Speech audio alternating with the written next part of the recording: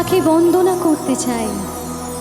প্রতি মুহূর্তেই তার বিভিন্ন রূপের আমরা বন্দনা করি। সত্তায় তিনি এক, কিন্তু রূপে রসে গুণে তিনি যে অনেক। করুণাময় ভগবান, তাই তো কৃপা করে ভক্তদের কাঙ্ক্ষিত রূপে দর্শন দেন।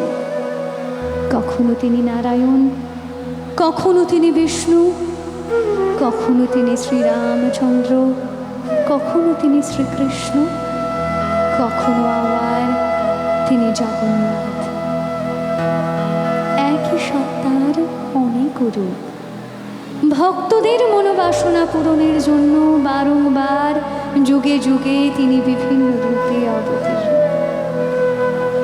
তাই তো ভগবানের এক নয়, দুই নয়,